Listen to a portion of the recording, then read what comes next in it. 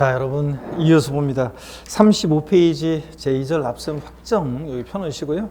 지난 시간에 배운 거 문제 한번 잠깐 보도록 하겠습니다.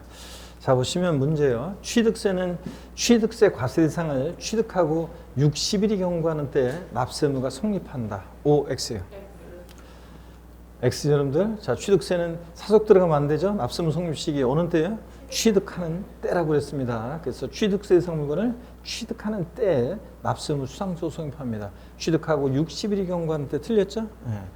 사속 들어가면 틀리고, 등록면허세는 등기 등록하는 때고요. 자, 소득세는 소득이 발생하는 때 납세 의무가 성립한다. O, X요. X입니다. 소득세는 기간을 단위로 과세하니까 어느 때요? 과세기간이 끝나는 때입니다. 근데 시험에서는 소득이 발생한 때다, 소득을 얻은 때다, 소득을 지급하는 때다, 양도하는 때다 막 바꿔요. 아무리 꼬셔도 먹으면 안 되고, 소득세는 어느 때? 과세기간이 끝나는 때, 12월 31일. 시험에서는 소득세는 과세기간이 끝나는 때 이렇게 나올 수도 있고 12월 31일 이렇게 나올 수도 있습니다. 같은 말이에요.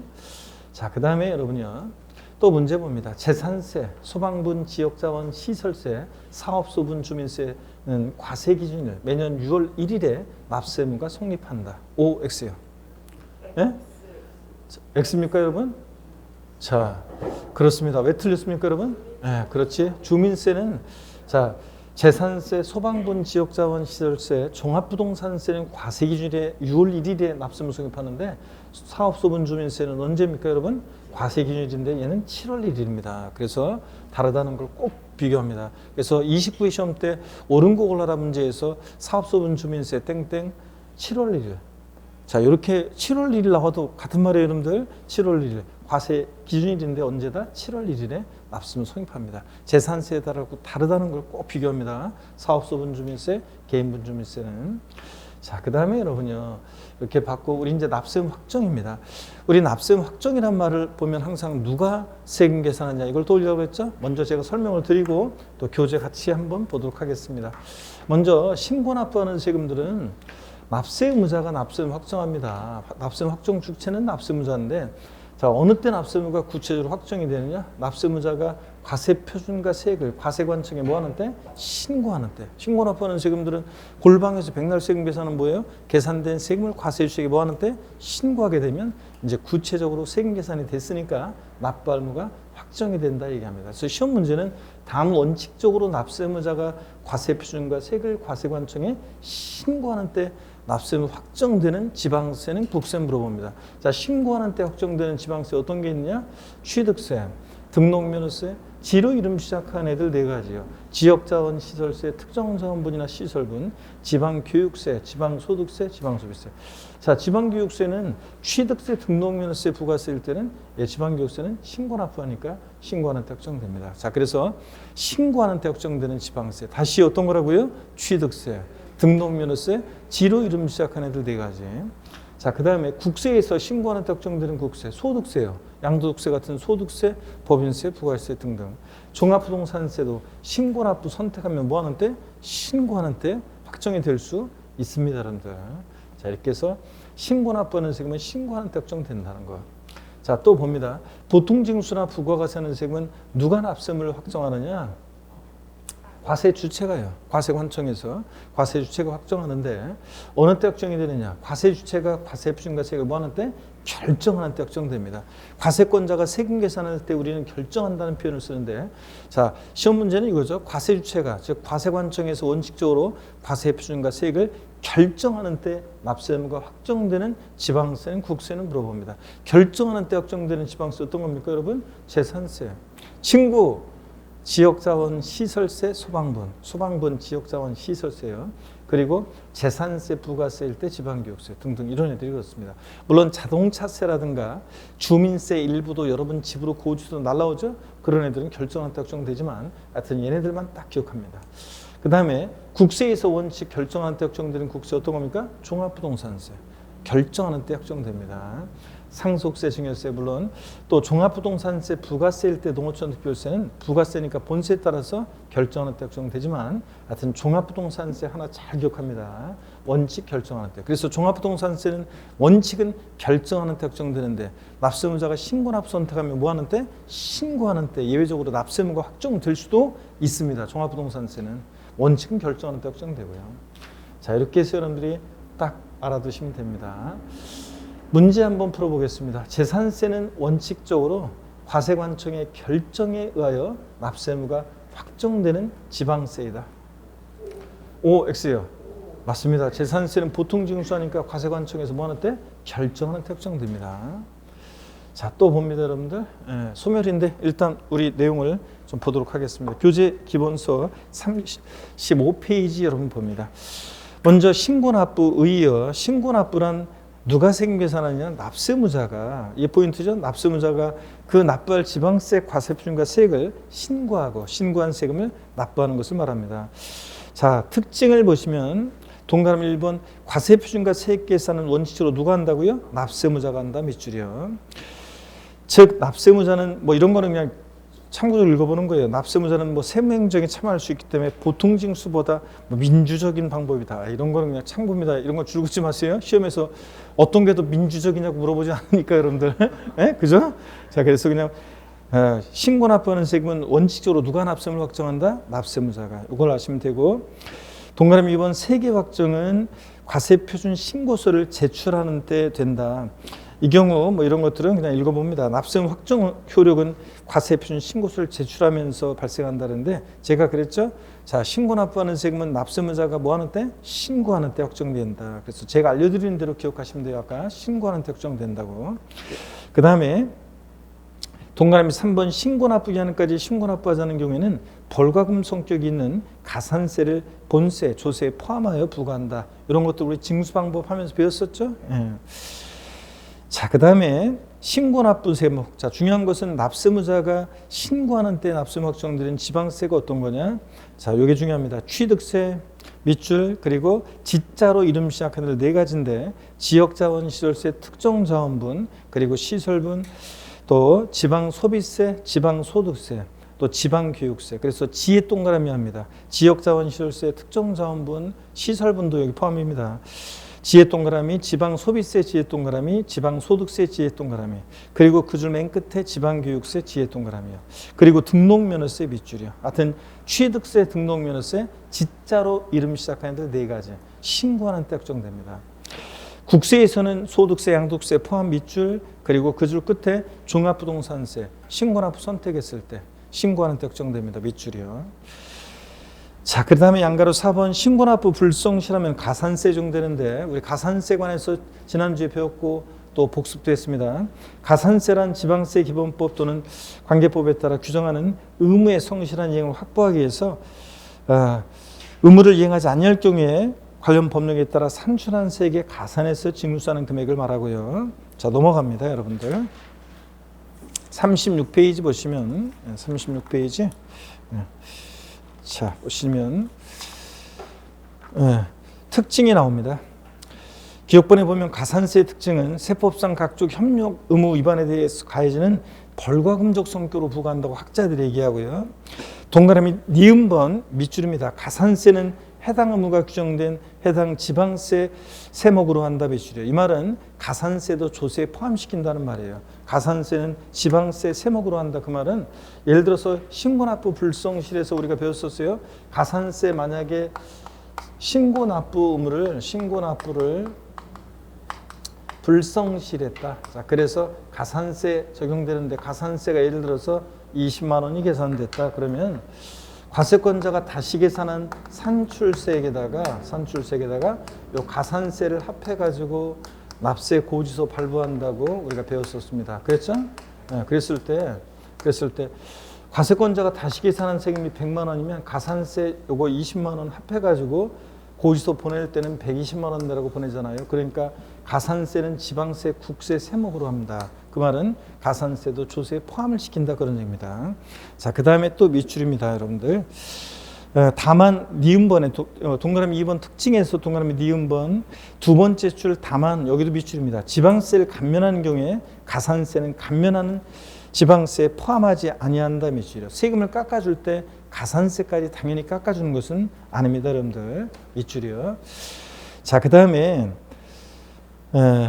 동그라미 디귿번은 그냥 참고고요. 자, 가산세 종류가 자세히 나와 있는데 제가 나중에 요거 강론에서 가산세 관해서 소개를 해드릴 거고요. 우리 교재는 동그라미 미음번 지방세도 납부지연 가산세로 이렇게 통합된 것으로, 그러니까 통합된 것으로 되어 있는데 요거는 지금 전혀 신경 쓰지 마세요, 여러분들. 보지 마세요. 자, 어떻게 된 거냐면 여러분, 우리 교재가 지금 원래 지방세도 국세처럼 이렇게 할 예정이었어요. 한번 보세요. 국세는 어떻게 돼 있냐면요. 국세는 예전에 신고 납부하는 조세 있잖아요. 신고 납부하는 조세다 그러면 국세는 신고 행위와 납부 행위를 구별해서, 자, 예전에는 가산세가 어떻게 적용됐었냐면, 가산세가 보세요. 신고를 불성실한다 그러면 신고 불성실 가산세. 자, 그 다음에 납부를 불성실하면 납부 불성실 가산세. 자, 요것을 갖다가 있잖아요. 요 가산세가 있었는데, 신고 불성실 가산세는 의무 위반의 정도에 따라 40%, 20%, 그 다음에 10%. 요거는 신고 기한 하루만 딱 지나도 이렇게 깔아놓고요. 그 다음에 하루하루 지날 때마다 1일 0.025%로 10만 분의 25로 납부불성실 가산세 적용됐었어요, 예전에. 그리고 부가과세하는 세금 있죠? 부가과세하는, 고지서가 발부될 때 부가과세하는 세금은 납부기한 내에 만약에 미납부했다, 그러면, 자, 지금 지방세처럼 국세도요, 일반 가산금, 자, 고지서에 기재된 납부기한 하루만 딱 지나도요, 고지서가 발부되는데 납부기한 딱 지나면 일반 가산금 3%가 적용됐었어요. 3%. 그리고 체납세액이, 고지세액이 100만 원이면 3만 원, 하루만 딱 지나도 3만 원 가산금 적용됐고, 계속 안 내고 버티면 중가상금이라는 게 적용됐었어요. 중가상금. 그래서 이것은 월별로 해서 한 달씩 지날 때마다 월별로 0.75%씩 적용됐었어요. 그런데 국세 예전에 지방세하고 지금 비슷하죠? 근데 여러분 보세요. 국세는요, 요거를 합쳤어요. 무슨 얘기냐면, 일반 국민들 입장에서 보면, 아니, 납부하지 않았는데 납부불성실 가산세를 적용돼요. 어떨 때는 납부하지 않았을 때, 어떤 때는 가산금이 적용돼요. 헷갈리잖아요. 그래가지고 어떨 때는 똑같이 납부하지 않았는데 어떨 때는 납부불성실 가산세, 어떨 때는 가산금, 헷갈린다고 그래서 요 납부불성실 가산세하고 고지서가 발부되는데 납부하지 않았다. 자, 그러면 이 납부불성실 가산세와 요 일반 가산금을 합쳐가지고 납부지연 가산세라는 것으로 통합을 시켰어요. 납부지연 가산세로. 자, 이렇게 통합을 시켰단 말이죠. 지금 국세는. 그런데 이렇게 이걸 통합을 시킨 건데, 근데 지금 지방세도 원래는 2022년 2월 3일부터는 국세처럼 이런 식으로 통합을 시키려고 그랬었어요. 자, 고지서 발부했는데 납부기한 내 미납부했다? 그러면 이렇게 통합을 시켜서 하루 딱 지나면 3% 깔고, 그 다음 날부터 하루하루 지날 때마다 1일 0.02% 이렇게 적용되는 것으로 개정될 예정이었는데, 근데 여기에 이제 지방세는 개정이 안 됐단 말이에요. 그래서 지방세는 그대로 이제 가산금, 신고납부하는 조세, 신고불성실 가산세, 납부불성실 가산세인데, 고지서 발부되기 전에 신고납부하는 세금의 납부불성실 가산세는, 지방세는 이게 납부지연 가산세로 이제 명칭만 살짝 바뀌었고요. 그 다음에 가산금에 관한 게 그대로 있어요, 지방세는. 근데 국세는 이걸 통합을 시켜서 납부지연 가산세로. 대충 이렇게 되어 있는 겁니다. 지금은 와닿지 않으니까 나중에 강론에서 각 세목별로 다 배운 다음에 제가 지방세, 국세, 신고납부하는 세금, 보통징수하는 세금을 다 비교해서 종합 정리해드립니다. 지금은 여러분들이 신경 쓰지 마시고요. 이렇게 된 얘기를 하는 거. 그래서 여기 우리 교재 36페이지 동그라미 미음번 얘기는, 이 납부지연 가산세는 국세처럼 종전의 납부불성실 가산세와 가산금이 통합된 얘기가 여기 나와 있어요. 근데 이게 동그라미 미음번이 개정이 됐다 안 됐다? 안 됐단 말이지. 그래서 이 동그라미 미음번은 시행될 예정이었는데 개정이 안 돼, 이제 미뤄졌기 때문에 이 동그라미 미음번 납부지연 가산세 전체 내용은 이렇게 X해 놓고 지나갑니다, 여러분. 아셨죠? X해 놓고 지나갑니다. A, B, C번을 전부 다 일단 X에 놓고 지나가. 납부정가산세 이거 통합이 개정이 안 됐, 시행이 연기됐기 때문에 X에 놓고 지나갑니다. 37페이지 보통징수로 갑니다. 자, 37페이지 보니까 보통징수요. 국세는 정부 부가가세라고 하는데 의의를 봅니다. 보통징수란 세무공무원이 납세 고지서를 해당 납세자에게 발급하여 지방세 징수하는 것을 말하는데, 보통징수 그러면 제가 지난번에도 설명 다 드렸고 우리 처음에 오늘 복습도 했었는데 꼭 이 말이 나와야죠. 보통징수 그러면 세무공무원이 세금계산하는데 이 납세 고지서라는 말이 꼭 나와야죠. 납세 고지서를 발급해서 지방세 징수하는 방식을 말합니다. 의의를 밑줄을 쫙 그시고 그 다음에 특징을 봅니다. 특징은 동그라미 1번. 누가 세금 계산한다고요? 과세표준과 세액계산은 과세주체만 한다는 거 밑줄.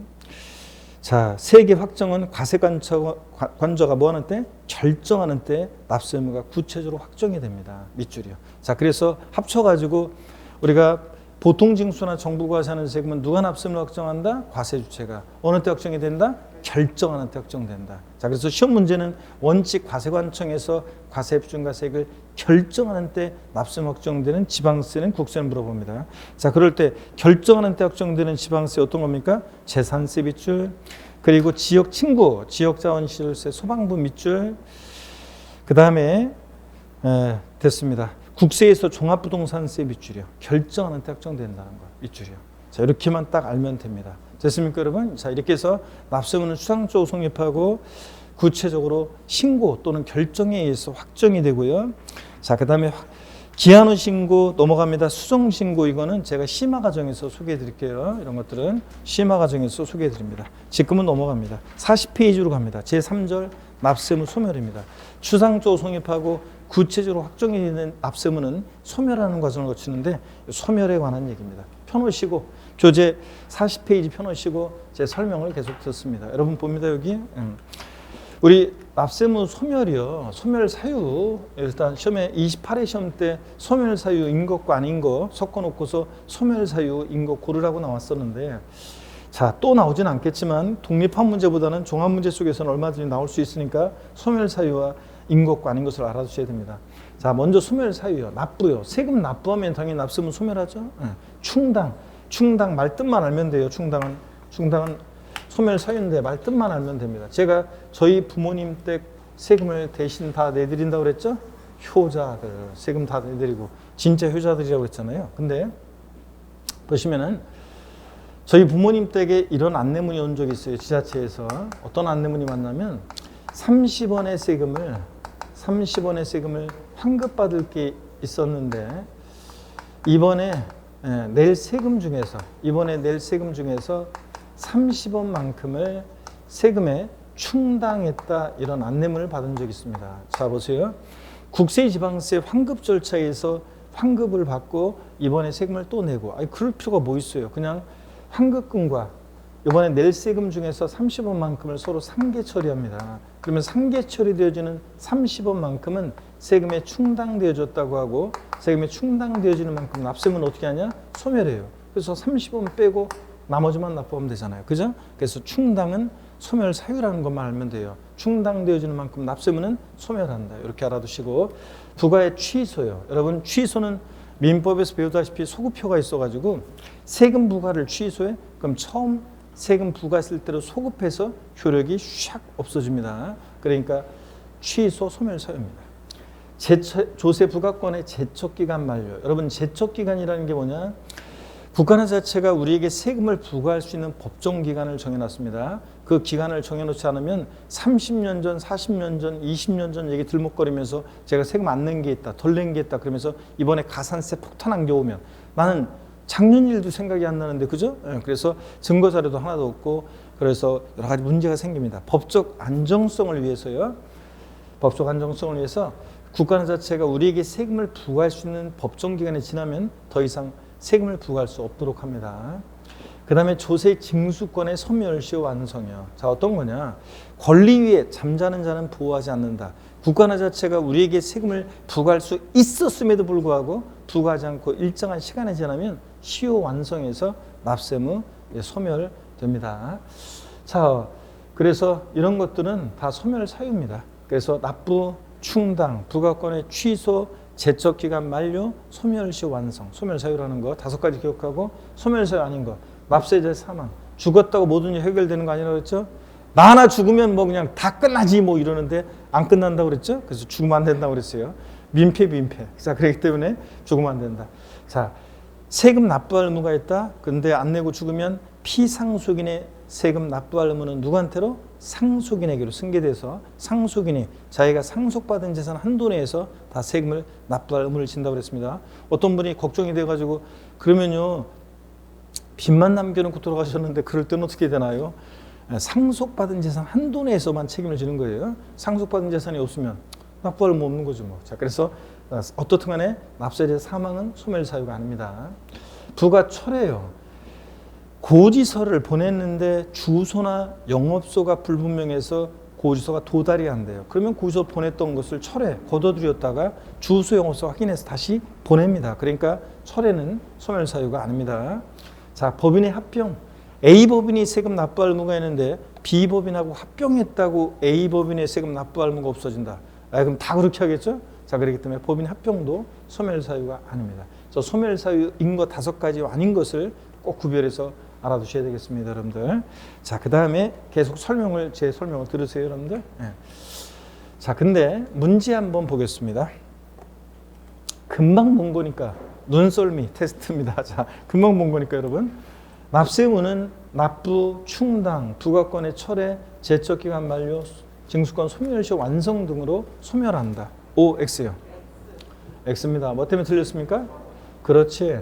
부가권의 취소가 소급해서 샥 없어지니까 취소가 소멸사유지, 부가의 철회는 고지서 보냈다가 주소, 영업소 확인해서 다시 보내기 때문에 소멸사유가 아닙니다. 자, 이렇게 해서 취소와 철회를 구별합니다. 자, 그러면 제척기간에 대해서 좀 더 설명을 드리려고 합니다. 여러분, 제척기간이라는 것은 일정한 권리에 대해서 그 권리를 행사할 수 있는 법정 존속기간입니다. 따라서요, 제척기간이 경과하게 되면 당의 권리는 당연히 소멸하게 되고, 제척기간은 법률관계를 조속히 종결짓는 데 목적이 있기 때문에 기간의 진행 중에 정지나 중단이 적용되지 않습니다. 소멸시 후에는 중단과 정지 제도가 있는데 제척기간은 없어요. 자, 그래서 법률관계를 조속히 안정시키기 위해서 그렇습니다. 하여튼 제척기간 그러면 국가 지자체가 우리에게 세금을 부과할 수 있는 법정기간을 정해놨고 그 기간이 만료하면 더 이상 세금 부과할 수 없도록 합니다. 제척기간에는 중단과 정지가 있다 없다? 없습니다. 나중에 심화과정 가면 제가 이런 OX도 낼 건데요. 3, 4월 과정 가면은 어떤 OX도 내냐면 여러분들이 이제 민법에서 총칙에서 이제 소멸시효, 제척기간 배우게 될 건데 우리 이따가도 나오지만 소멸시효 나오는데 압류는 제척기간이 중단하는 사유다. 이런 식의 이제 문제도 내요. 그럼 압류는 제척기간이 중단하는 사유다. 자, 압류는 나중에 나오지만 소멸시효가 중단하는 사유지 제척기간에는 중단과 정지도가 있다 없다? 없습니다, 여러분. 자, 그 다음에 제척기간을 보시면요. 국세 제척기간이요. 한번 봅니다. 사기나 그 밖에 부정한 행위로 조세를 포탈한 것 경감받았다. 국세를. 자, 그러면 국세 제척기간은 이거 10년간 부과할 수 있습니다. 어떤 분들이 물어보죠. 교수님, 제가요 다운계약서 써가지고 양도세 신고했어요. 4년 좀 지났는데 뭐 별일 없겠죠? 묻는 분들. 몇 년 동안 별일 없어야 돼? 10년간 별일 없어야 됩니다. 10년간 부과할 수 있습니다. 자, 그 다음에 아직까지는 뭐 요거까지는 모르시더라도 역외거래라고 그래가지고 예전에는 국제거래였었는데 지금은 역외거래로 바뀌었는데요. 국제거래 그러면 우리나라하고 다른 나라하고 거래하는 건데 역외거래 한번 보세요. 우리나라에서 우리나라 사람들끼리 해외에 있는 자산을 거래를 해요. 그러면 이거는 국내 거래예요, 국제 거래예요. 헷갈리잖아요. 그래서 그런 것까지 포괄하기 위해서 역외거래라고 명칭을 바꿨는데 역외거래인데 부정한 행위다 그러면 기간이 길어요. 15년이야.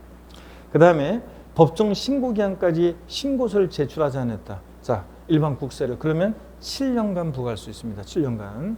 역외거래는 10년이고 그 밖의 경우는 5년의 제척기간이 적용됩니다. 그래서 국세 제척기간 나왔다 그러면 10년, 7년, 5년입니다. 양도소득세 같은 애들 사기쳤다. 다운계약서, 업계약서 썼다. 양도세 사기쳤다. 몇 년? 10년. 그냥 무신고 7년, 기타 5년. 리듬을 타면서 외웁니다. 다시 보세요.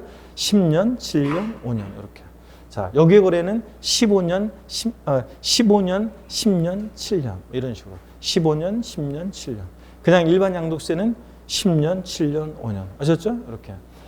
상속세나 증여세. 아직 부담부 증여를 아직 안 배웠는데 나중에 양도세에서 배워요. 부담부 증여 시 소득세는 기간이 길어요. 15년, 15년, 10년. 사기쳤다 15년, 무신고 15년, 기타 10년. 그래서 15년, 15년, 10년입니다. 상속세나 증여세, 부담부 증여 시 소득세. 아직 부담부 증여 시 소득세가 뭔지 안 배웠는데 어떻게 잊었습니다. 그래서 오늘은 10년, 7년, 5년이라도 정확히 알고 갑니다. 양도세 같은 일반 국세요. 대부분의 국세는. 그 다음에 지방세 제척기간을 소개합니다. 지방세 제척기간도 10년, 7년, 5년인데요. 다만 여러분 보세요.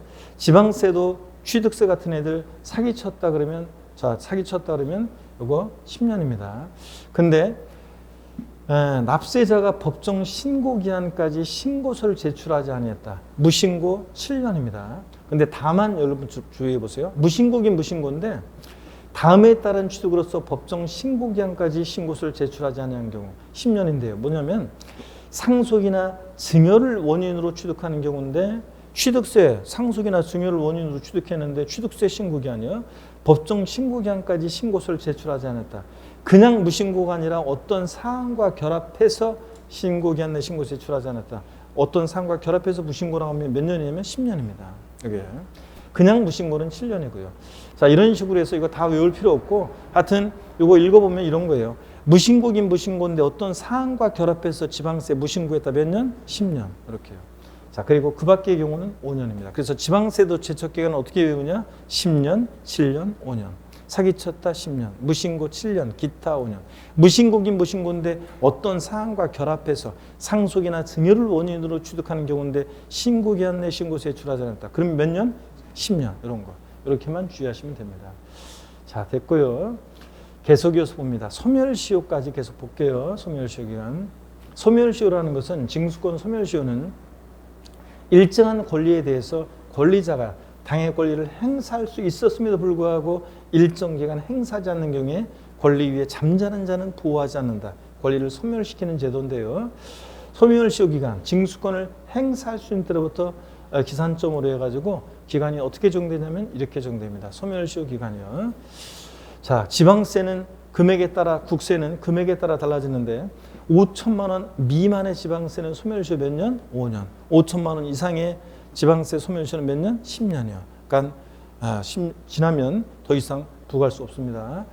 자, 국세는 5억 원 미만, 금액이 달라요. 지방세랑 국세는 5억 원 미만은 몇 년? 5년 소멸시효. 5억 원 이상은 몇 년? 10년의 소멸시효가 적용됩니다. 정확히 이거 아직 시험에 안 나왔기 때문에 정확히 알아둡니다, 여러분들. 자, 정확히 알아두시고요. 좋습니다. 그러면 문제 한번 바로 풀어보겠습니다. 지방세기본법상 사기나 그 밖의 부정한 행위로 지방세를 포탈하거나 환급, 공제, 경감받은 경우 제척기간은 10년이다. OX요. 맞습니다. 사기쳤다 지방세 몇 년이요? 10년이요. 지방세 사기쳤다 10년. 자, 또 봅니다.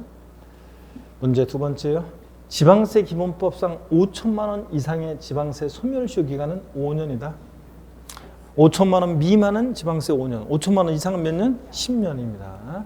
국세는 5억 원 미만 5년, 5억 원 이상의 국세는 10년이고요. 자, 그래서 5천만 원 이상의 지방세 소멸시효 기간은 몇 년이다? 10년입니다, 여러분들. 자, 이렇게 해서 보시면 되겠습니다. 자, 아이고, 취득세로 넘어가기 전에 자, 우리 그러면 교재를 통해서 또 확인해 보겠습니다. 40페이지 소멸 사유부터 봅니다. 소멸 사유에 해당하는 경우 그래서 뭐 납세무 실현으로 소멸하는 경우 미실현 뭐 이렇게까지 알 필요 없고요. 여러분 거기 동그라미 1번에 납세무 소멸 사유, 납부 충당, 그 다음에 또 동그라미 2번에서 부과의 취소, 또 지방세를 부과할 수 있는 기간 내에 지방세 부과되지 아니하고 그 기간이 만료된 때 이게 이제 제척 기간 만료인데요. 그 소멸시효 완성될 때 징수권. 그래서 거기 보조단에 왼쪽 핵심 나와 있죠. 납세무 소멸 사유. 자, 왼쪽에 나와 있잖아요. 거기 납부 충당, 부과권의 취소, 부과 취소, 제척 기간 만료, 그 다음에 징수권 소멸시효 완성 5가지를 여러분들 꼭 체크해 놓고 알아두시고요. 그 다음에 양가로 2번 본문으로 오셔서 소멸사유에서 제외되는 경우 그래서 납세자의 사망 밑줄, 법인의 합병 밑줄, 그리고 부가 철회 밑줄이요. 그리고 결손 처분은 이게 원래 결손 처분은 당연하다고 그래가지고 삭제된 건데 결손 처분은 그냥 참고적으로 보시고 세 가지만 밑줄 그어놓고 잘 기억합니다. 결손 처분은 참고적으로 볼게요. 찬압자의 재산이 없다는 것이 판명돼서 징수할 가망이 없다고 인정되는 사유로 결손 처분하고 넘어가요. 그런데 나중에 다른 재산을 이 사람이 취득했어요. 생겼어요. 그럼 결손 처분을 취득하고 찬압 처분을 할 수 있기 때문에 납세하고 소멸세 사유가 되지 않는다 그러는데 일단 이건 참고입니다.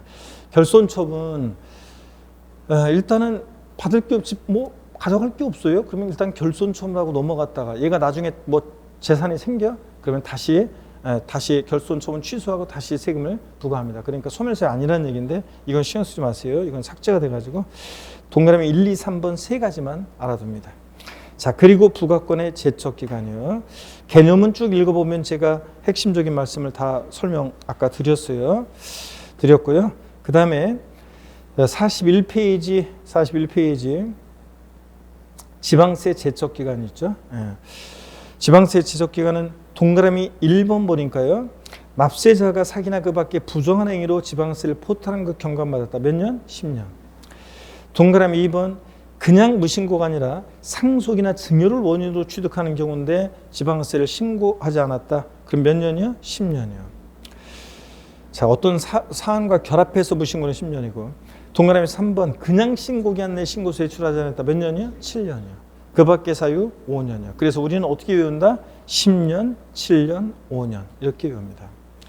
그 다음에 국세 제척기간 길게 여기는 복잡하게 되는데 상속증여세 말고요. 기타 일반 양도세 같은 국세 제척기간 사기쳤다 몇 년? 10년. 무신고 7년. 기타 5년. 10년, 7년, 5년 이렇게 기억하시고요.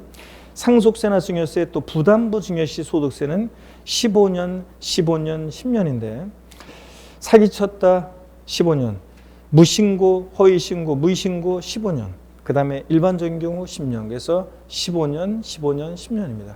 거기 두 개가 같이 15년에 있잖아요. 두 개 사유가 같이 사기친 것과 무신고가 둘 다 15년이라는 얘기입니다. 그래서 우리는 외울 때 이렇게 리듬을 맞춰서 15년, 10년 이렇게 외우라고 그랬어요. 아까 제가 알려드렸습니다. 제가 알려드린 대로 기억하시는 게 더 좋습니다.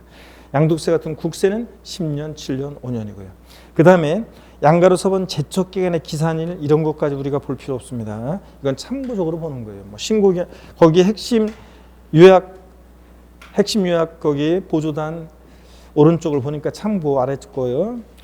제척기간의 기산일 자 언제부터 10년, 7년, 5년이 진행되느냐 신고 납부하는 세금은 신고기간의 다음 날부터 참고적으로 보신 거 줄거 안 보셔도 돼요. 보통 징수하는 세목은 납세무 성립일 재산세 같으면 과세 기준일 6월 1일 그때부터 이제 뭐 이런 진행됩니다.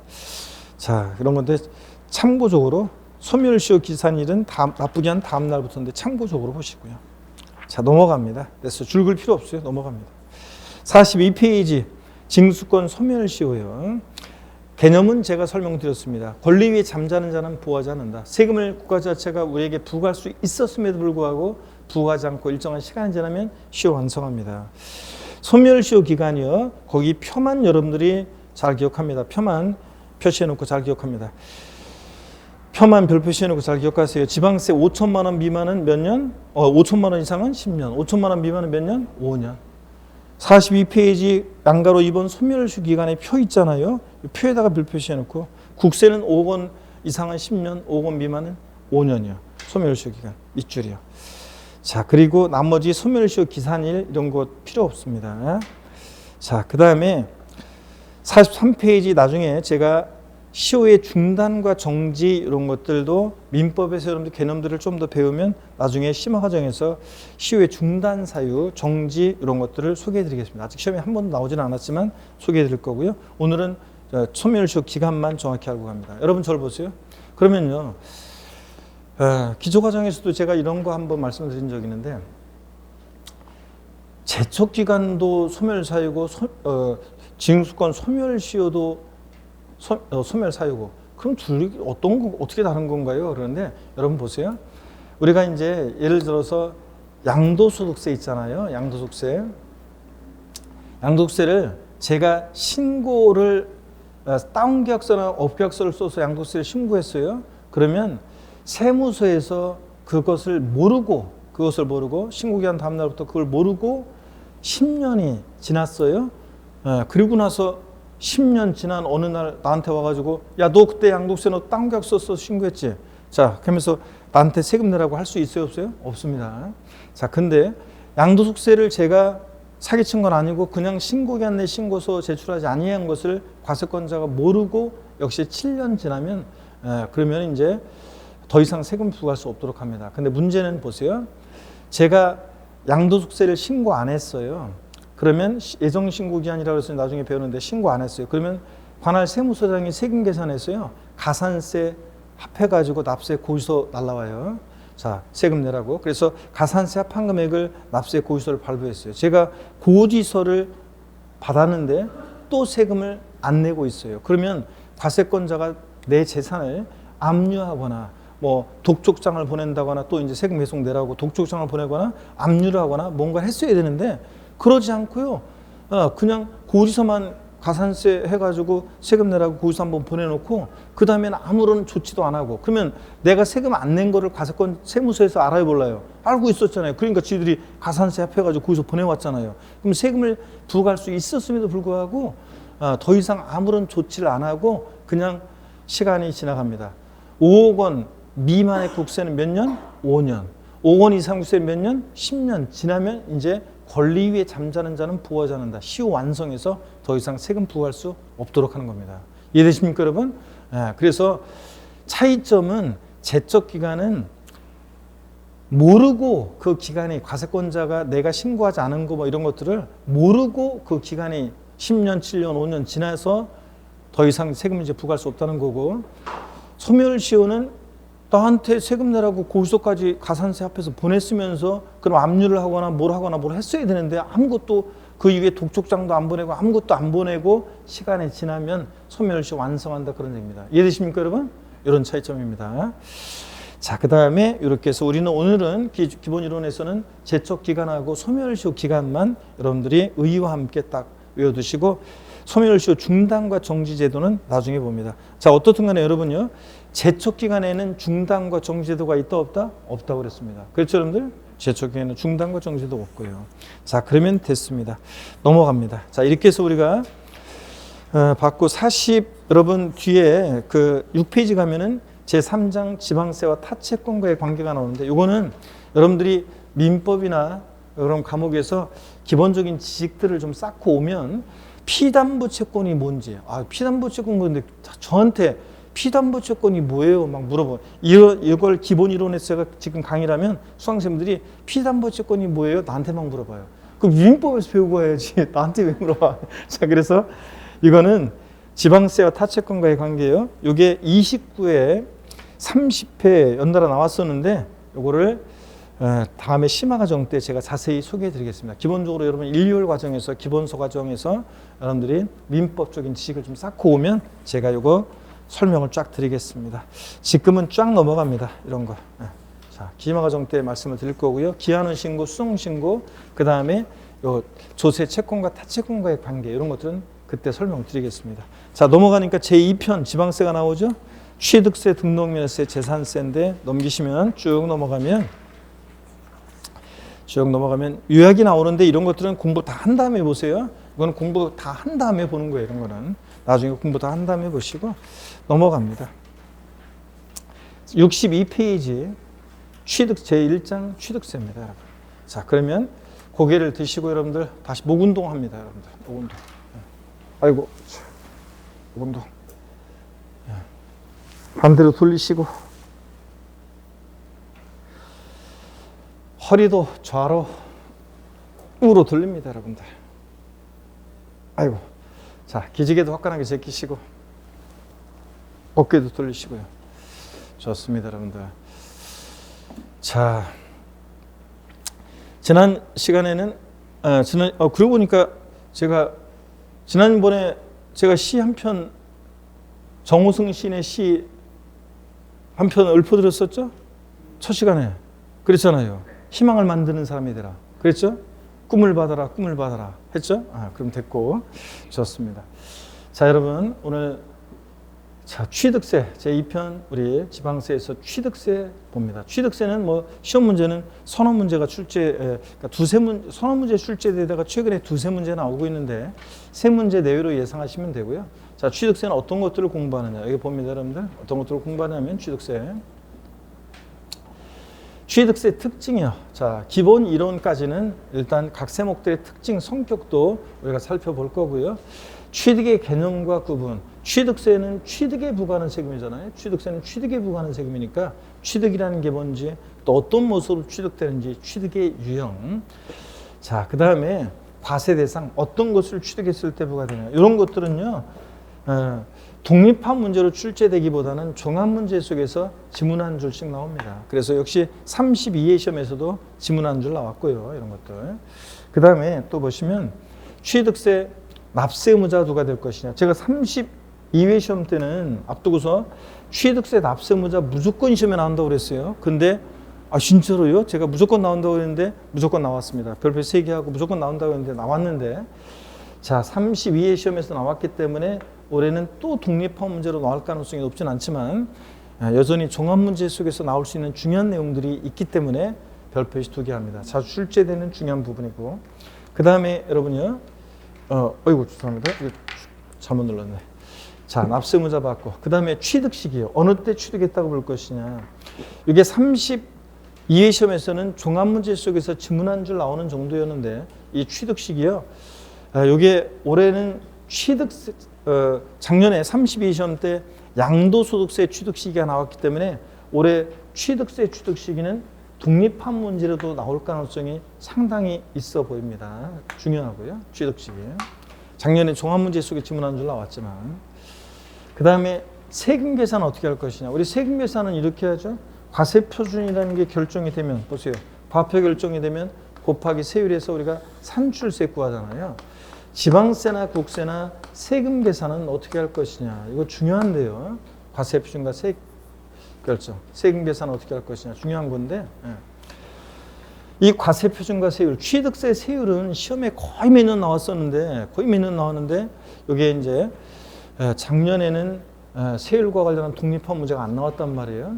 자, 근데 세율은 여전히 중요합니다. 과세 표준 세율이요. 이건 이제 중요하다는 거 강조드립니다. 그 다음에 세금을 계산했으면 내야 되겠죠. 납세지를 어디로 할지. 또 그 다음에 취득세 납세 절차. 이 신고납부 관련한 얘기요. 이 취득세는 언제까지 신고납부할지, 그 의무를 불성실하면 어떤 제재를 받게 되는지, 이 납세 절차는 뭐 시험 문제에서 작년에도 정답지문으로 나왔고, 종합문제 속에서 정답지문으로 나왔고, 올해도 또 뭐 나올 수 있는 중요한 부분이고요. 시험에. 그 다음에 어떤 경우에 비과세하느냐. 기초입문 과정에서는 비과세를 배우지 않았는데 이번 기본 이론 때는 어떤 경우에 취득세가 과세되지 않는지, 비과세로 열거되어 있는 규정된 이 내용을 이제 우리가 디테일하게는 아니지만 중요한 내용들을 우리가 배우게 됩니다. 어떤 경우에 비과세냐. 이 취득세 비과세는 종합 문제 속에서 또 독립한 문제로도 잘 나옵니다. 그래서 이런 것들을 테마로 해서 우리가 취득세 두세 문제 출제가 됩니다. 자, 그래서 이런 것들을 테마로. 자, 그럼 보세요, 여러분들. 다른 세금들도 공부는 대개 이런 구조로 공부해요. 자, 보세요, 여러분들. 다른 세금들도 등록면허세든 양도세든 다른 세금들도 이 세금은 어떤 성격의 조세고 어떤 것을 과세 대상으로 하고 누가 납세 의무자가 되고, 저 지방세는 특히 그렇습니다. 이 세금은 어떤 성격의 세고 어떤 것을 과세 대상으로 하고 누가 납세 의무자가 되고, 또 세금 계산 어떻게 하는지, 과세 표준은 어떻게 결정되고 몇 프로 세율이 정되는지, 또 계산된 세금은 어디다 납부하고 어떻게 징수가 되는지, 어떤 경우에 비과세 되느냐, 이걸 공부합니다. 그래서 여러분들이 이게 횡으로 이제 각 세목별로 이런 내용들을 쭉 공부한 다음에 이게 횡으로 비교가 돼야 돼요. 자, 그런데 자, 그래서 하나하나 이제 세금들, 이 세금은 어떤 성격의 조세고 어떤 것을 과세 대상으로 하고 누가 납세 의무자가 되고, 세금 계산 어떻게 할 것이냐, 과표 어떻게 결정되고 몇 프로 세율이 정되고, 계산된 세금은 어디다 납부하고 이 세금은 어떻게 징수가 되고 어떤 경우에 비과세 되느냐를 이제 공부해 나갑니다. 자, 그러면 취득세 먼저 특징부터. 빨리 공부 시작하라고 그냥 몸 달았는데 로켓가 하나 둘 셋. 자, 그래서 공부해 보도록 하겠습니다. 취득세 먼저 개요부터 봅니다. 취득세 우리가 개요를 볼 건데 한번 봅니다. 취득세 개요를 보는데요. 자, 개요까지 한번 보고 하겠습니다. 자, 여기 봅니다. 취득세 개요. 취득세는 어떤 성격의 조세냐? 먼저 유통과세하는 조세입니다. 우리 조세 총론에서 용어 설명드렸어요. 취득, 부동산 취득과 양도에 관련한 조세를 우리가 유통과세 그랬습니다. 취득한다, 소유권호죠. 양도한다, 가죠. 유통과정에서. 그래서 유통과세하는 조세다 이렇게 얘기합니다. 취득세는 취득 행위를 보고 부과하는 행위세입니다. 취득 행위가 있고 행위를 보고 부과하는 행위세라고 학자들이 얘기합니다. 자, 그리고 우리 시험에서 중요한 5개 주요 세목의 성격을 얘기할 때 밑반찬처럼 공통적으로 깔려오는 성격이 있었죠. 5개 주요 세목은 다 직접세고 보통세고 독립세고 종가세를 취했습니다. 그랬죠? 또 취득세는 원칙적으로 물세입니다. 그래서 세금을 계산할 때 납세무자 인적사항을 고려하지 않고 물건 각각 어떻게 하냐? 개별과세한다 그랬습니다. 그래서 취득세는 물세다, 개별과세한다 이런 얘기 소개해드렸는데 여러분 이 기초과정에서 설명드린 건데 이것도 한번 보세요. 취득세는 물세, 개별과세한다. 시험에서 다음 중 물세인 조세는 인세인 조세는 안 나온다고 그랬어요. 자, 이 의미만 알고 있으면 되는데, 자, 물세라는 것은 이런 거라고 그랬습니다. 물세, 세금을 계산할 때 물건을 보고 세금 계산합니다. 그래서 이 물세는 납세 의무자의 인적 사항을 고려 안 한다고 그랬죠. 납세 의무자의 인적 사항을 고려하지 않고요. 고려하지 않고 그 물건 각각 개별과세한다는 특징이 있어요. 물건 각각 개별과세한다. 그래서 어떤 게 물세를 취하느냐? 취득세, 등록면허세, 재산세. 재산세에서 토지를 보유할 때를 제외하고 일반적인 건축물이나 주택을 보유하면 물세입니다. 그래서 이런 거라고 그랬죠. 예를 들어서 갑이라는 사람이 만약에 서울특별시 만약에 노원구에서요 어떤 주택을 취득합니다. 서울특별시 노원구에서 주택을 취득하는데 예를 들어서 그 취득 가격이 보세요. 자, 취득 가격이 노원구에서 주택을 취득하는데 A 주택을 취득했습니다. A 주택 가격이 예를 들어서 10억이고 또 같은 서울특별시 노원구에서 B 주택도 취득했는데 가격이 만약에 5억 원이다. 그러면 여러분 보세요. 취득세를 계산할 때 서울특별시장이 보니까 우리 관할 내에서 갑이 A주택도 취득하고 B주택도 취득해서 가격 15억 곱하기 세율 이렇게 해서 취득세 계산하냐? 아닙니다. 그러면 취득자 인적사항을 고려했다는 얘기인데 그러지 않고 어떻게 하느냐? 취득자 인적사항은 안 보고요. 자, 취득세 계산할 때는 취득하는 물건 가격이 얼마냐? 자, 10억, A주택 10억? 그럼 10억 곱하기 세율하고 B주택은 B주택 가액 곱하기 세율하고 그래서 물건별로 각각 개별과세합니다. 이게 물세예요. 등록면허세도 등록면허세 계산할 때는 물건별로 각각 계산합니다.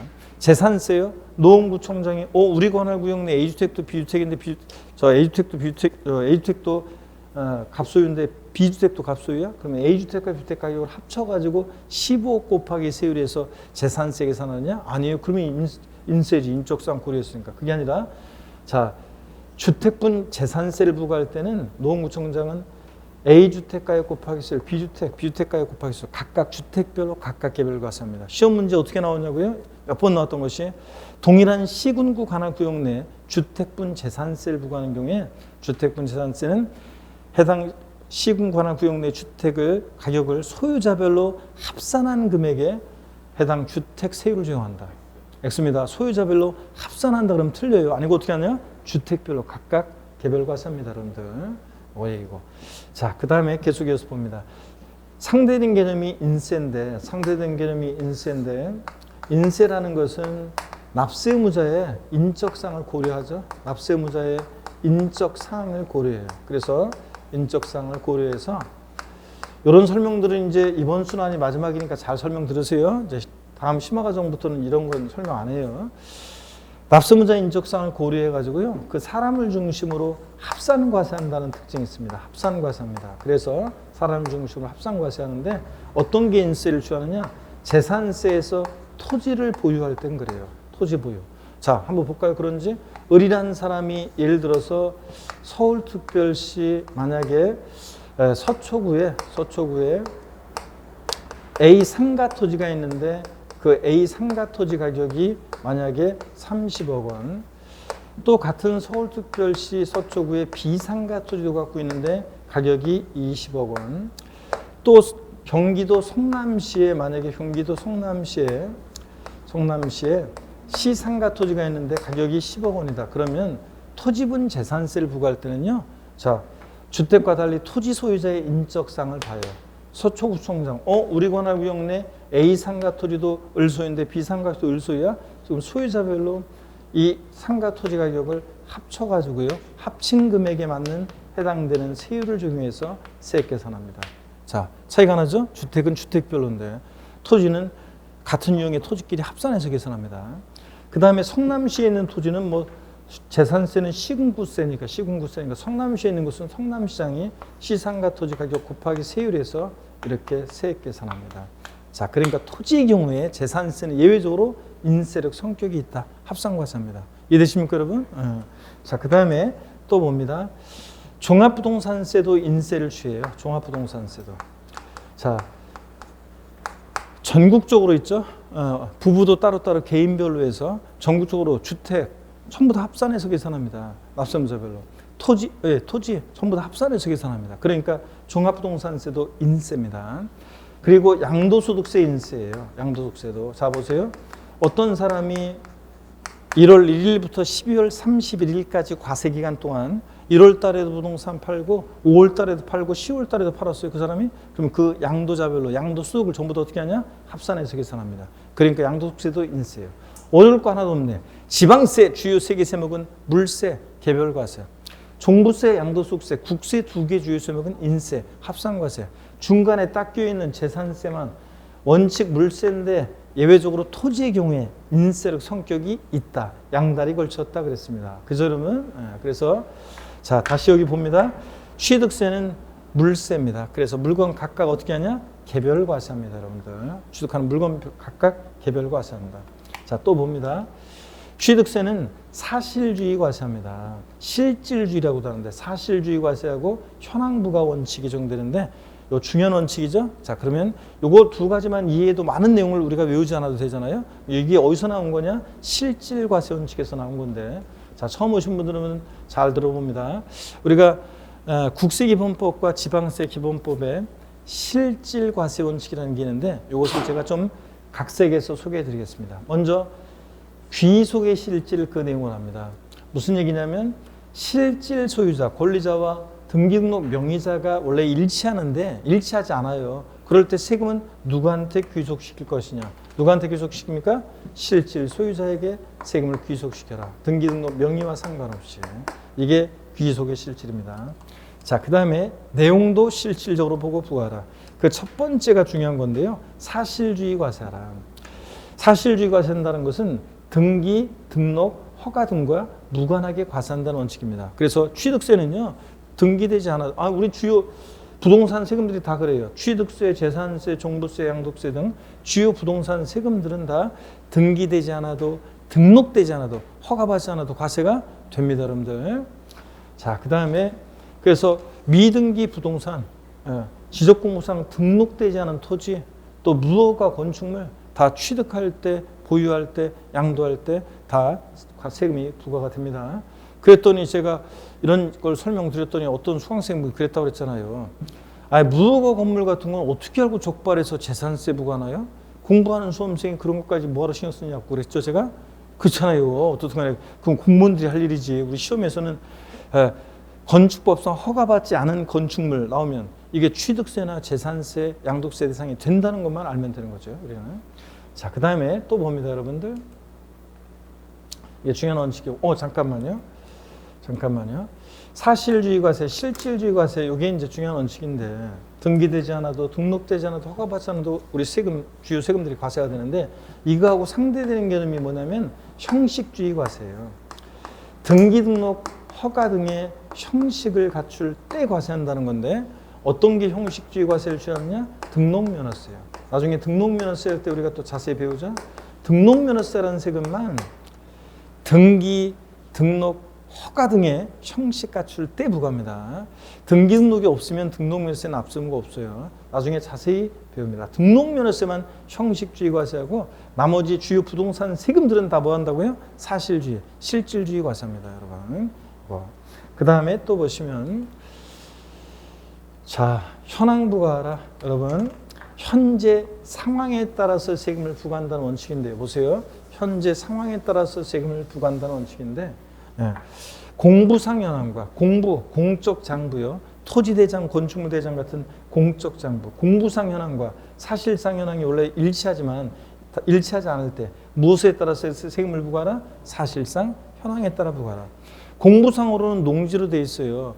자, 근데 실제는 농사 안 짓고 나대지 상태예요. 그러면 취득세나 재산세나 이런 것 양도세를 부과할 때 농지로 보느냐 농지 아닌 토지로 보느냐에 따라 세금이 확 달라지잖아요. 근데 무엇으로 본다고요? 사실상 현황에 따라 부과합니다. 농지가 아닌 토지로 과세합니다. 자, 이런 거. 그 다음에 또 보세요. 예를 한번 들어보면 오피스텔 같은 거 양도소득세에서 상업용으로 건축허가를 받았다 할지라도 사실상 주거용으로 사용하면 뭐래요? 주택으로 부과 과세합니다. 현황부과 원칙상. 거래 내용도 실질적으로 보고 부과하라. 배우자 또는 직계존비속 간에 양도를 했을 때 에이, 무슨 한 입을 돕고 사는 사이 부모 자식 간 양도냐. 증여로 추정해서 증여세 부과합니다. 자, 남편이 자다 말고 여보 일어나봐. 내가 노원에 있는 아파트 우리가 4억에 사는데 이게 8억이 됐으니까 내가 당신과 특별히 내가 4억 1,000만 원에 팔려고 하는데 살래? 고마워. 그러면서 둘이 인감수장 갖고 와서 도장 찍고 매매계약서 쓰고 그래봤자 겉모습은 양도지만 속내용을 실질적으로 들여다보면 대가는 인정할 수 없겠죠? 증여로 추정해서 증여세 부과합니다. 저희 친정아버지가요 2억에 산 집인데요. 그게 지금 거의 5억 가까이 돼요. 근데 저한테 지금 주시려고 하는데 그거 바로 그냥 명의 이전하면 증여세 많이 나온다며요. 그러니까 2억에 친정아버지가 옛날에 샀으니까 저한테 이걸 2억 100만 원에 파는 거로 매매계약서 쓰면 어떨까요?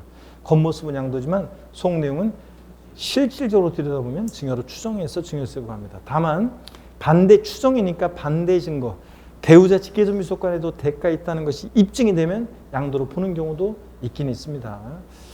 자, 어떻든 간에 이런 게 다 실질과세 원칙입니다. 자, 이렇게 해서 여러분들 실질과세 원칙 소개해 드렸는데요. 자, 여기를 한번 보세요. 취득세는 어떤 세금이냐면 여러분 보세요. 취득세는 납세무자가 즉 취득세 대상 물건을 사실상 취득한 자가 납세무자인데 이 자가 법에 열거되어 있는 자산을 사실상 취득한 경우에 물건 소재지 특별시, 광역시, 도, 특별자치도, 특별자치시에요. 신고 납부하는 그런 세금입니다. 자, 특징을 보면 취득세는 취득 행위를 보고 부과하는 행위세고 유통 과정에서 부과되는 세금이고 응능과세 이런 거 줄글 필요 전혀 없습니다. 응할 응이고 능력할 때 등이에요. 조세부담 능력에 응해서 부과하는 세금이고 학자들이 얘기합니다. 물세니까 합산과세, 개별과세. 취득하는 물건별로 각각 어떻게 하냐? 개별과세하고. 이거는 아까 우리 시험에 관계된 주요 세금들 공통적인 성격이고 취득세는 사실주의 과세하니까 등기, 등록, 허가 등과 뭐합니까? 무관하게 과세하고 그 다음에 현황 부과합니다. 공부상 현황과 사실상 현황이 다르면 무엇에 따라서 과세한다? 사실상 현황에 따라 부과한다. 이게 특징입니다. 자, 취득세는 지방세고 과세 주체는 특별시, 광역시, 도, 특별자치도, 특별자치시세입니다. 자, 그러면 이런 성격의 조세라는 거. 자, 취득의 개념과 유형은 자, 다음 시간에 보고 일단은 여러분 거기 교재 62페이지 보세요. 취득세 의 및 과세 대상물에서 개요 의 줄긋지 말고 읽어봅니다. 취득세는 법에 열거된 대상 물건을 사실상 취득한 경우에 취득자가 그 취득일로부터 60일 이내에 납세 정한을 지자체장에게 신고 납부하는 지방세입니다. 박스 안에 그 사실상 취득 아래에 유통과세고 행위세고 사실주의 그 옆에다가 사실주의 옆에다가 여러분이 뭘 적어놓냐면 그 사실주의 그 옆에다가 뭐라고 적어놓냐면 여러분이요 사실주의 거기 옆에다가 땡땡 해놓고 이렇게 적어놓으세요. 사실주의 과세 거기 박스 안에 거기 특징 거기서 사실주의 옆에다가 땡땡 해놓고 등기, 등록, 허가 등과 무관하게 과세 이걸 적어놓으세요. 취득세는 사실주의 과세하니까 등기, 등록, 허가 등과 무관하게 과세 적어놓습니다. 등기되지 않아도 등록되지 않아도 허가받지 않아도 과세가 됩니다. 등기, 등록, 허가 등과 무관하게 과세 적어놓습니다. 적으셨습니까 여러분? 사실주의 과세. 자, 그리고 물세니까 취득하는 물건별로 각각 개별 과세하고 이런 것들. 세율은 지금 신경 쓰지 마시고요. 그 다음에 거기 박스 안에 계속 보니까 특징 오른쪽에 보니까 지방세고 특광도세고 직접세, 보통세, 독립세 이런 거는 우리 시험에 관계된 5개 주요 세목의 공통적인 성격. 밑반찬이었죠? 그거. 지금 어디 보는지 모르는 건 아니겠지 지금? 자, 거기 그 얘기고. 그 다음에 특징 봅니다. 취득세는 취득 단계마다 과세되는 개별 과세인 물세이고, 취득세는 유통 과정에서 부과되고 행위세고, 취득 행위를 보고 부과하는 행위세고, 취득세는 밑줄입니다. 등기 등록을 불문한 사실상 취득 시 과세하고 밑줄. 4번 취득세는 취득하는 때 납세의무 추상조 성립하고 납세의무자가 신고함으로써 구체적으로 확정이 되고요. 그죠? 이런 얘기고. 63페이지 취득세는 신고납부 불성실하면 가산세가 부과되고, 그 다음에 취득세는 이제 기한후 신고라는 것도 허용이 되는데 지금은 신경 쓰지 마시고요. 동그라미 7번 취득세는 물납 안 됩니다. 분할납부 안 됩니다. 밑줄. 또 취득세는 면세점 취득가격 50만 원 이하 적용된다. 밑줄이요.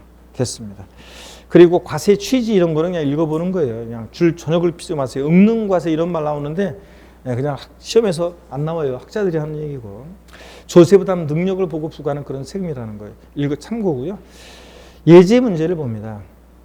지방세 기본법 및 지방세법상 취득세와 관련해서 시행되고 있는 제도는 모두 몇 개인가? 만약에 시행되고 있으면 O 아니면 X입니다. 특별징수. 특별징수 시행되면 O 아니면 X요? X입니다. 여러분. 보세요. 자, 우리가 특별징수는 제가 우리 주요 부동산 세금들에서 이미 적어드렸어요. 아까 우리 복습도 했었고요. 지난주에 했었고. 지방세에서 징수에 편의가 있는 자가 세금을 징수해서 납부하게 할 때 국세는 원천징수, 지방세는 특별징수라고 하는데 취득세는 그 옆에다 이렇게 써놓으셔도 돼요. 취득세는 특별징수되는 경우가 있어요, 없어요? 없어요. 등록면허세는 특별징수되는 경우 있어요, 없어요? 등록면허세는 특별징수되는 경우가 있다고 그랬어요, 없다고 그랬어요? 있다고 그랬습니다, 아까. 특허청에 특허 출원했을 때 특허청장에 등록면허세를 특별징수해 주는 경우 있다고 그랬잖아요, 예외적으로. 그 다음에 재산세는 특별징수되는 경우 있어요, 없어요? 없습니다, 여러분들. 자, 이렇게. 그 다음에 취득 특별징수는 X고 신고납부는요. 신고납부하는 세금이죠. 취득세는 맞잖아요, 신고납부고. 분할납부 X입니다. 취득세, 등록면허세는 물납, 분할납부 다 돼야 안 돼요? 안 되고 재산세, 소방군, 지역자원시설세만 되는 거지. 면세점이요. 면세점은 있죠. 취득가격 50만 원이야. 소액징수면제는 없죠? 소액징수면제는 취득세, 등록면세는 둘 다 소액징수면제 안 돼요. 재산세, 지역자원시설세, 지방소득세가 소액징수면제지. 자, 그래서 이렇게 해놓습니다. 면세점 소액징수면제는 이런 거죠, 여러분들. 자, 여기 보세요. 면세점 소액징수면제도 다시 한번 정리해 드릴게요. 그러면 적용 허용 여부를 다시 한번 정리해 드리면 이렇습니다. 자, 여기를 보세요, 여러분들. 자, 면세점이요. 면세점. 자, 취득세는 면세점 적용됩니까? 예. 취득가격 50만 원 이하 과세하지 않는다. 등록면허세는 없습니다. 수수료 성격이 수수기 때문에 공짜로 안 해줘요. 재산세, 친구, 지역자원, 시설세, 지방소득세요. 지방소득세. 얘네들은 면세점 적용되지 않습니다. 자, 소액징수면제요. 소액징수면제. 소액은 징수를 면제하는 소액징수면제. 취득세 소액징수면제 적용돼요? 안 됩니다. 등록면허세 없습니다. 등록면허세는 오히려 최저한세 규정이 있잖아요. 오히려 등록면허세는 면세점 소액징수면제 다 없고 최저한세 규정이 적용돼서 최저한의 세금 받고, 아이고 글씨가 안 써지네. 최저한의 세금 받고 등기등록 업무를 대행해 주겠다. 그래서 오히려 등록면허세는 보세요. 최저한세 규정이 있어가지고 등록면허세 세액이 6,000원 미만이면 6,000원 미만이면 얼마 받습니까, 여러분? 무조건 6,000원 징수합니다. 6,000원을 징수합니다. 자, 요 얘기죠. 그래서 등록면세는 최저한세 규정이 있는 거지. 면세점, 소액징수면제 다 없고요. 재산세, 지역자원, 시설세, 지방소득세는 소액징수면제 적용되죠. 거기서 장당 세액 얼마요? 재산세, 소액징수면제 거기서 장당 세액 얼마? 2,000원 미만은 징수하지 않잖아요. 2,000원 징수하고 우리 지난주에 배우고 아까 복습됐는데 여러분들 이렇게 해서 세목별로. 그래서 취득세는 면세점 적용되는데 소액징수면제 적용되지 않습니다. 자, 이렇게 해서 여러분들 취득세에서 시행되고 있는 것은 신고납부, 면세점 두 가지네요. 그잖아요. 이 문제에서, 예제 문제에서. 자, 그래서 2번이 정답입니다.